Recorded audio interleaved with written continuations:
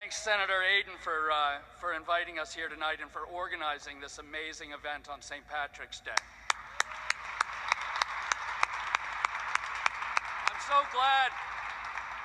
so glad that all of you have chosen to join me here. I'm boycotting the White House official St. Patrick's Day dinner.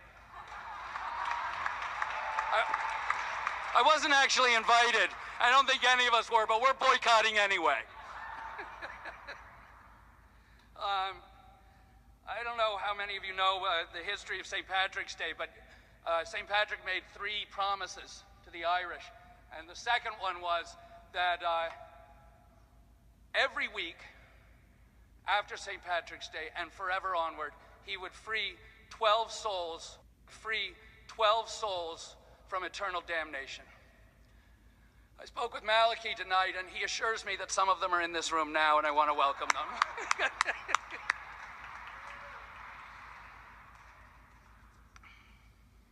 So my name is Maxwell Kennedy. My father is Robert F. Kennedy.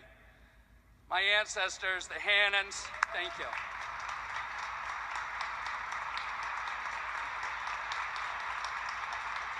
Thank you.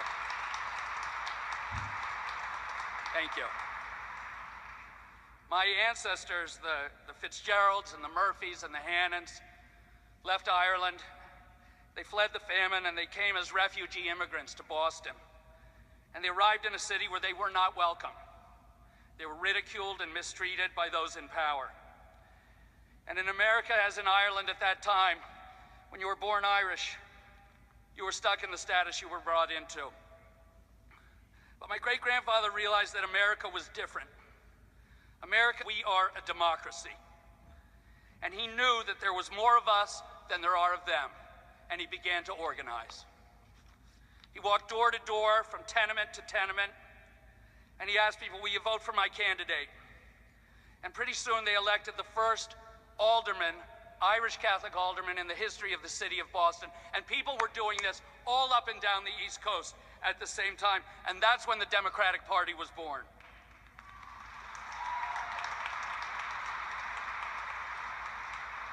And we took care of each other then, and we still stand. If an elderly woman needed a coat in the winter, the Irish politician found her a coat. If a family lost their breadwinner, an Irish politician gave them a little help with their rent. And when a man or woman needed a job, the Irish politician went down to the docks or across to the factory and made sure that everyone who was willing to work could have a job. We had each other's backs, and we still stand.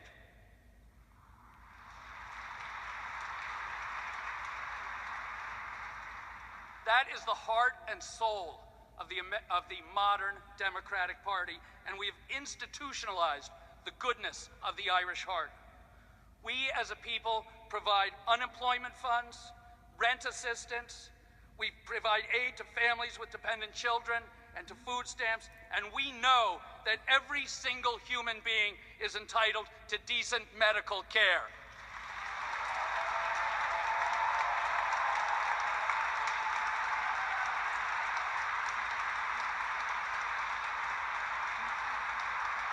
We children of the Irish came over here and said, just give us a hand and we'll stand on our own. Now it seems in this strange new world, the Irish men, and they seem to be mostly men in this White House, are saying, pull the ladder up, Charlie, I'm in. But we'll not forget our legacy. We must always honor the Irish, digging deep to give someone a coat, leaning down to pull someone up, softening the world's edges. That is our history, it's our inheritance, it's the legacy that was left to us, and that is our America. We still stand.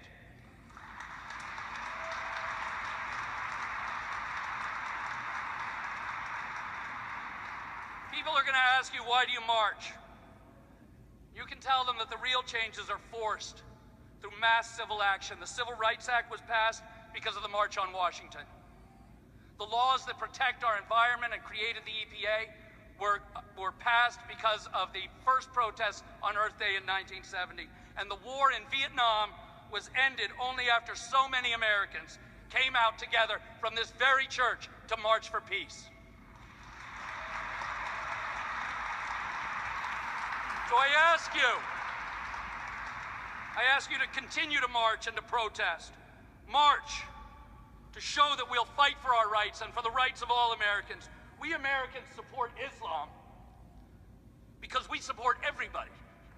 And we refuse to discriminate against Islam because America discriminates against no one.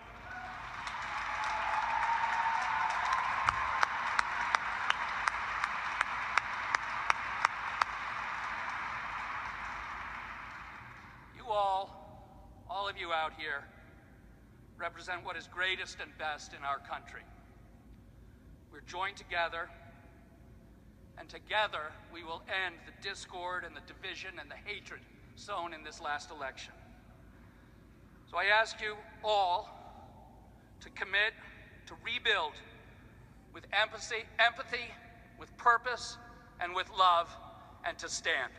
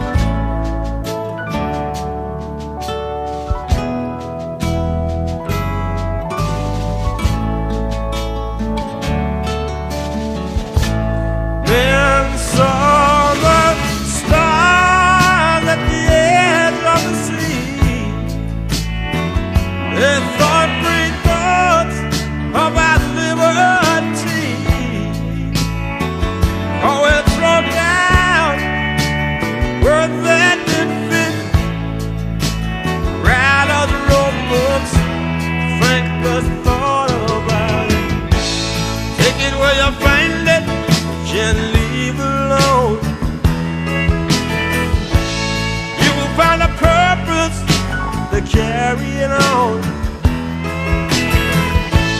Mainly when you find that your heart will be strong about it.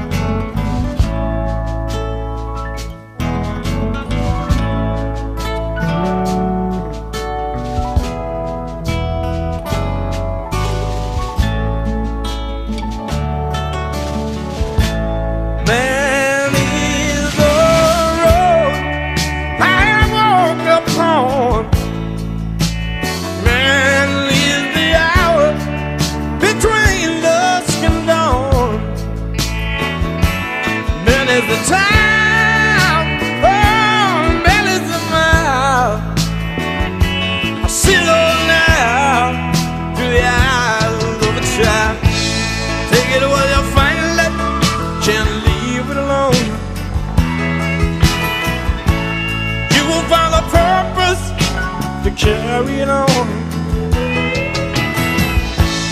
Really when you find that your heart will be strong about it.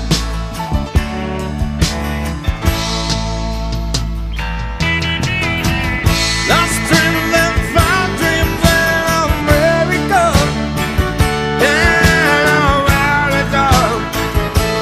In America.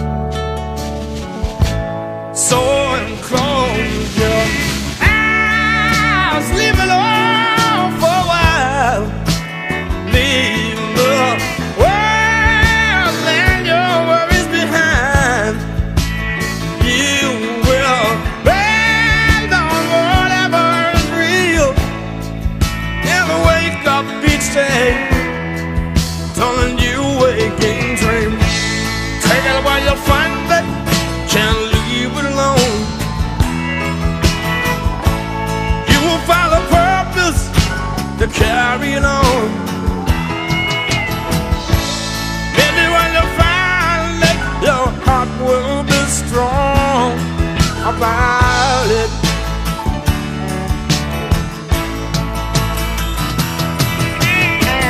Lost dreams and found dreams in America, crying America, crying America. Lost dreams and found dreams in America, crying America, crying America.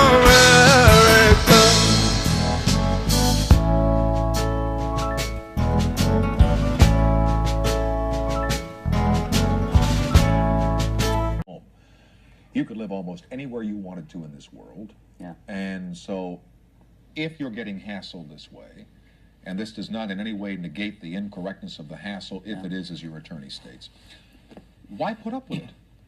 Because I'd like to live in the land of the free, Tom. And also, if it was up to Joe Doe on the street, he either doesn't care about it or would be glad to have an old beetle living here, you know? You know, if I get in a cab with a cab driver, it's nothing to do with music or anything. He'll ask me, how you doing? I hope you can stay. So on your average citizen either doesn't care or wouldn't mind me staying here. I like to be here because this is where the music came from. This is what influenced my whole life and got me where I am today, as it were. And I love the place. I'd like to be here. I've got a lot of friends here. Mm-hmm. And this is where I want to be, you know. Statue of Liberty, welcome. I even brought my own cash. Brooklyn Bridge, want to buy it? No, you're the ones that buy our bridges.